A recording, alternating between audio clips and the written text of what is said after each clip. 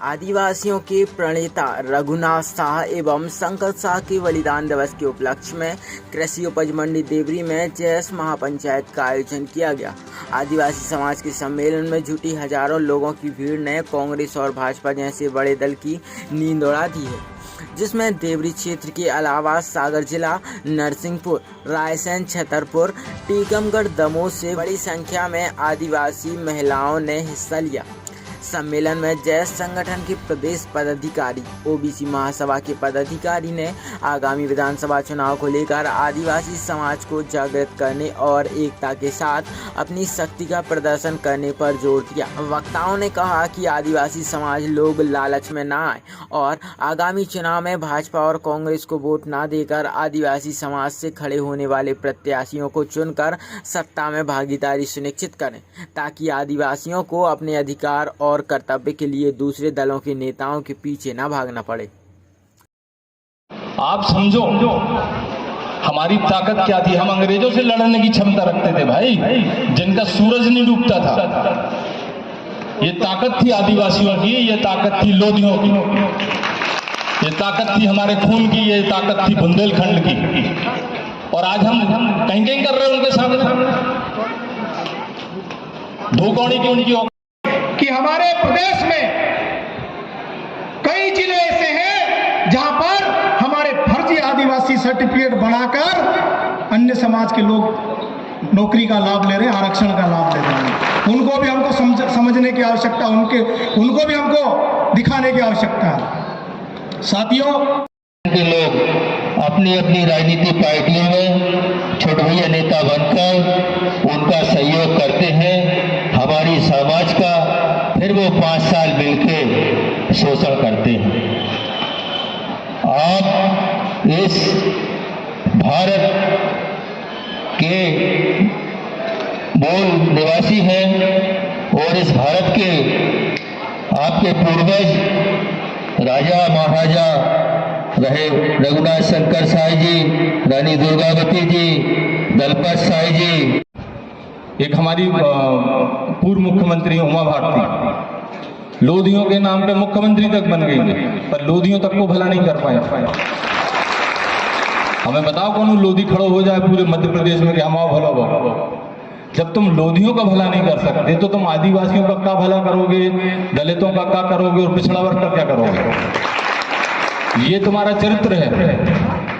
तो ऐसे लोगों से दूर रहना पड़ेगा आपको। आपके वर्ग में भी वो लोग हैं, हमारे वर्ग में भी वो लोग हैं, और ये लोग नहीं चाहते हैं, ये दलाल बन जाते हैं साले। ये नहीं चाहते हैं कि हमारे वर्गों के अधिकार मिलें, क्योंकि जब हमारे वर्गों के अधिकार मिल जाएंगे तो हमें इनके पीछे नहीं घूमना पड़ेगा।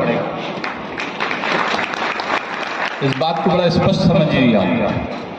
बहुत संघर्ष किया है। 18 हमारा इतिहास इस बात का गवाह है कि आदिवासी और लोधी इकट्ठे लड़े। ठीक है, इस बात को भूलना नहीं।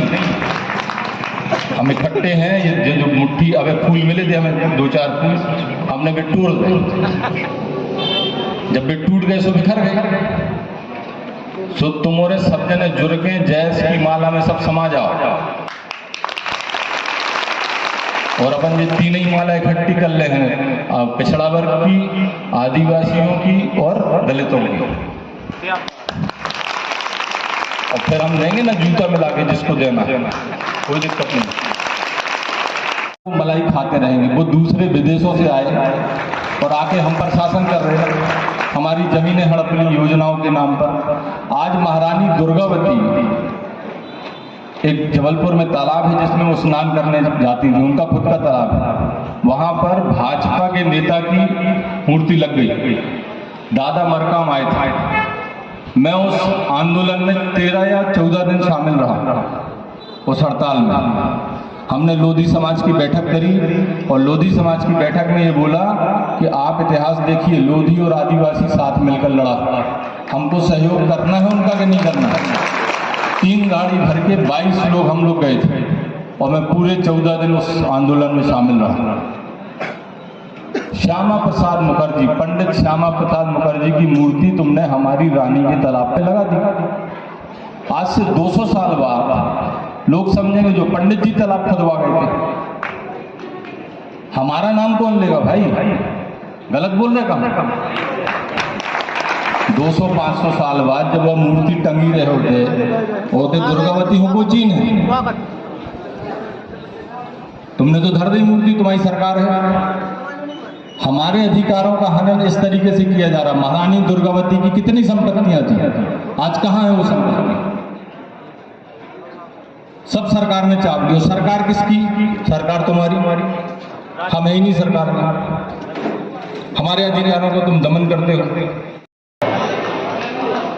इसके अलावा झंडे और डंडे के अलावा कोई चीज नहीं मिली। अभी मोदी जी आएंगे या कमलनाथ जी आएंगे, आदिवासियों को भर भर के ले जाएंगे अपनी आम सभा में। सिर्फ वोट राजा तो हम बनाते हैं, 2% वाले राजा थोड़ी बनाते हैं। सिर्फ हमारी वोट से ही विधायक सांसद बना देते हैं हम। और हमारे 4-5 जिले में जैसे विदिशा है, रायसेन है, सागर है, नरसिंहपुर है, जौनपुर है, अन्य जिलों में आदिवासी सीट ना तो सांसद की है ना विधायक की है। आने वाले 2028 में फिर से लोकसभा विधानसभा का परिसीमन होगा। आप अभी से इस तैयारी में जुट जाएं। अपना परसेंटेज, अपना वोट बैंक राजनीतिक पार्टियों को बता दें कि हमने हमारी देवरी विधानसभा में 70,000 वोट जेएस के खाते में गई है। किसी भी दल से पशु बाजार में बेचे जाते थे, आज आउटसोर्सिंग सिस्टम के माध्यम से इन्होंने हमारे पढ़े लिखे युवाओं के साथ जो छलावा किया है, उनको मंडियों में खड़ा कर दिया है। उनके टेंडर लगाए जाते हैं कि सिंचाई विभाग में 40 आउटसोर्सिंग सिस्टम के लड़के चाहिए, नल विभाग में 15 लड़के चाहिए, बिजली विभाग में 150 लड़के चाहिए, और जिनकी वेतन 50,000 होना चाहिए उनका 5-5 हजार में दोहन कर रहे हैं। ये अब हम नहीं सहेंगे अत्याचार अपने ऊपर। कोई करता है 8 घंटे ड्यूटी, कोई करता है 18 घंटे ड्यूटी। कोई इनके पास नियम कानून नहीं है, कोई श्रम कानून नहीं है, कोई इनके पास वेतन का निर्धारित मापदंड नहीं है। यह असमानता होने वाली नहीं है। हमारे आदिवासी भाई बहनों के साथ जो भी अत्याचार अभी तक हो गए, अब हम जाग गए हैं। अब हमारे साथ अत्याचार होने वाला नहीं है। ना हम किसी प्रकार से सहेंगे अत्याचार, चाहे जिस स्थिति में हो, चाहे वो जो भी हो, हमें सदन में एंटर मारना है। आज हमारे डॉक्टर हीरालाल अलावा जी का मैं धन्यवाद करता हूं, जो उन्होंने सोती हुई कौम को जगाया है। आज उन्होंने हमारे को नेतृत्व क्षमता प्रदान करने के लिए जगाया है। उन्होंने कहा चाहे वो वार्ड मेंबर का चुनाव हो, चाहे आपका जिला पंचायत का चुनाव हो, चाहे वो विधानसभा का चुनाव हो, चाहे जनपद का चुनाव हो, मगर चुनाव लड़िए। चुनाव ही सब कुछ है। अगर चुनाव नहीं है तो कुछ नहीं है दोस्तों। हमें 1000, 1500, 1200 चूंकि लंबी दूर से भी आए हैं, रास्ते में गड्ढे भी अच्छे आए। गोविंद सिंह राजपूत की देन की वजह से, गोपाल भार्गव की वजह से, भूपेंद्र सिंह जी की वजह से अच्छे गड्ढे भी मिले। अच्छा भी लगा, आनंद भी आया। मंत्री है शायद 2-3। अब ऐसा लगा माननीय मुख्यमंत्री जी दूसरी जगह जाते हैं, हमारे प्रदेश के शिवराज सिंह जी चौहान बोलते हैं मध्य प्रदेश की सड़कें तो वाशिंगटन जैसी है। अब मुझे ऐसा लगा कि सागर संभाग में जा रहे तो कांचवास की सड़क मिलेगी। अब पता चला एक इतना बड़ा गड्ढा है तो गाड़ी का नट बोल्ट गिर गया। ये तो अच्छा हुआ महापुरुषों का आशीर्वाद था हमारे साथ, वरना हम रास्ते में कहीं पड़े रहे होते सब लोग। और हाँ, सड़क तो गड्ढे में है और पता चला उनकी होटलें किलोमीटर में है।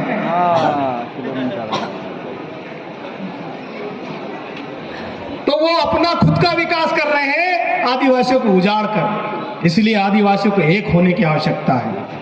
ये बंद कर दीजिए, ये मैं फलाना हूं, मैं इसका नेता हूं, उसका नेता हूं, ठीक है, जिसमें जहां रहना रहिए, कोई तकलीफ नहीं, लेकिन आदिवासियों की बात जब आए सबको एक साथ खड़े हो जाना चाहिए। क्योंकि साथियों, एक कहावत है, आपने वो संकल्प ऐसा लेकर जाए कि भविष्य में गुना जैसी घटना, मानपुर जैसी घटना आपके यहाँ कभी कोई करने की भी कोशिश भी करे या सोचे भी, तो मैं कह रहा हूं वो सीधी में जिस तरह से वो पेशाब कांड हुआ ना, उसकी ऐसी हालत कर देना कि वो पेशाब करने का यंत्र ही गायब कर देना उसका तत्काल। हो तो स्पॉट फैसला, ऑन द स्पॉट फैसला, बाद में कोई नहीं देखता। इधर हमारे यहाँ तो ऐसे ही चलता है, तूने एक मारा हमने दूसरा मार दिया, बात खत्म, हिसाब बराबर, बाकी कोर्ट में चलने दो, ये लफड़े चलते रहेंगे। लेकिन यदि आपने ऑन द स्पॉट फैसला नहीं किया तो कोर्ट कचहरी में आप लोग ऐसे चलते रहोगे।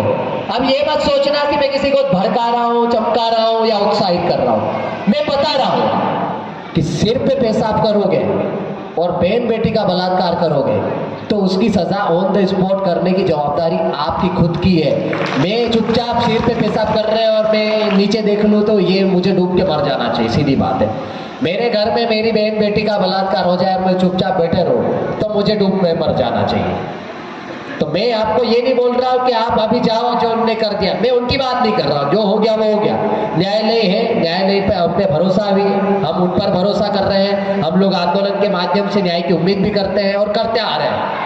लेकिन भविष्य में इस तरह की कोई घटना करने की सोचे और आपके क्षेत्र में यदि ऐसी कोई विचारधारा पनप रही हो तो मैं आपको संकल्प दिलवाना चाहता हूं या आप मन में ये ठान लें कि हम उसको वहीं पर मौके पर ही सबक सिखाएंगे। और यदि आप ये सब सीख गए तो हमारा यहाँ आना सफल है, हमारा यहाँ आकर आपके बीच में बात रखना सफल है। हम जो सामाजिक विचारधारा ओबीसी के अधिकार भारतीय जनता पार्टी नहीं दे रही है। 230 में से एक भी सीट हम जीतने नहीं देंगे, इसको स्पष्ट तौर पे आप समझ लीजिए।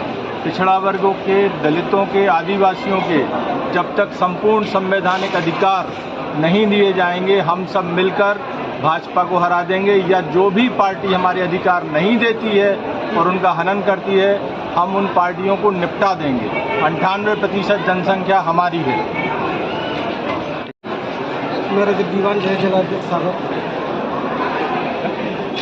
हमारे बुंदेलखंड क्षेत्र में बड़े शर्मी की बात है, यहाँ कम से कम 3 विधानसभा ऐसी हैं आदिवासी वोट में निर्णायक भूमिका में है, लेकिन एक भी सीट पर ना राष्ट्रीय पार्टियाँ टिकट जारी कर रही हैं आदिवासी कैंडिडेट को और ना इन सीटों को आदिवासी घोषित कर रही हैं। तो इन्हीं सब समस्याओं को लेकर, इन सब चीज़ों को लेकर अब जैस मैदान में है। आगामी विधानसभा चुनाव में जैस निर्दलीय रूप से चुनाव लड़ेगा डॉक्टर हीरालाल अलावा जी के समर्थन में। आगामी विधानसभा में आदिवासी समाज के जो युवा हैं अब जाग चुके हैं और 70-75 साल आज़ादी के होने के बाद भी जो राजनीतिक दल जो पुराने नेताओं को जो पंगु हो चुके हैं उन लोगों को सबक सिखाने के लिए जैस मैदान में उतरा है। और आने वाला जो जनरेशन है, जो हमने जिनको हम जिता के विधानसभा और लोकसभा में भेजते हैं, वो जाकर वहाँ सो जाते हैं, कपड़े फाड़ते हैं, बोलते नहीं, रोते हैं, गाते हैं। उनको सबक सिखाने के लिए अब नए युवाओं को हम जिम्मेदारी दे रहे हैं और आने वाले विधानसभा चुनाव में वर्तमान की जो सरकार है, हमारे मुद्दे जो अभी तक हमारी जो मांगे, हमारी जो हक अधिकार हमको मिलना चाहिए वो नहीं मिले हैं, इसलिए सरकार को हम उखाड़ फेंकेंगे। साथ ही दूसरे भी जितने राजनीतिक दल हैं उनसे भी हम आग्रह कर रहे हैं, उनसे भी बोल रहे हैं, कह रहे हैं कि हमारे युवाओं को मौका दीजिए वरना भी उनकी स्थिति हम खराब करने वाले हैं। देखिए, जैसा एक सामाजिक संगठन है और निश्चित ही 2023 की विधानसभा में युवाओं ने मन बनाया है कि 2023 की विधानसभा में पढ़े लिखे जो योग्य, जो शिक्षित जो युवा हैं उनको विधानसभा में पहुंचाने की जो तैयारी है। समाज यदि अगर हम लोगों को मार्गदर्शन करे, अपना आशीर्वाद दे तो निश्चित ही हम लोग इस बार विधानसभा में पहुंचाने की तैयारी हम लोग कर रहे हैं। और अभी वर्तमान समय में जो स्थितियाँ हैं जिसमें हम लोगों ने 80 सीटों पे हम लोगों ने एक रूपरेखा बनाया है, जिसमें 47 जो सीटें हैं वो आदिवासियों के लिए आरक्षित हैं और ऐसे जो अन्य जो सीटें जिसमें आदिवासी समाज के जो मतदाता हैं लगभग 32 से 35 सीटें ऐसी हैं जिनमें आदिवासियों की बहुलता है। ऐसे सीटों पे हम लोगों ने इस बार के विधानसभा में युवाओं ने तय किया है विधानसभा के चुनाव लड़ेंगे और निश्चित ही आदिवासी की जो विचारधारा है, ऐसी जो जैस की जो विचारधारा है, ऐसे व्यक्तियों को, ऐसे युवाओं को निश्चित ही हम लोग सदन में पहुंचाने के लोगों ने एक योजना बना रहे हैं। आज जो शक्ति प्रदर्शन हुआ है आदिवासी समाज का, इसे क्या चुनावी रूप का माना जाए? देखिए, ये हम लोगों का निरंतर ये जैस महापंचायत का कार्यक्रम सभी पूरे मध्य प्रदेश में चलता रहता है। हम लोग जो समाज के जो जितने भी जो लोग हैं, हम लोगों से हम लोग एक मंच पे आके हम लोग अपनी विचारधारा की हम लोग बात करते रहते हैं। आप यदि अगर इसको शक्ति प्रदर्शन के तौर पे अगर देखना चाहें तो निश्चित ही ये हमारे समाज की एक ताकत है और निश्चित ही ये ताकत कहीं ना कहीं सकारात्मक रूप से हम लोग इस ताकत का सदुपयोग करेंगे।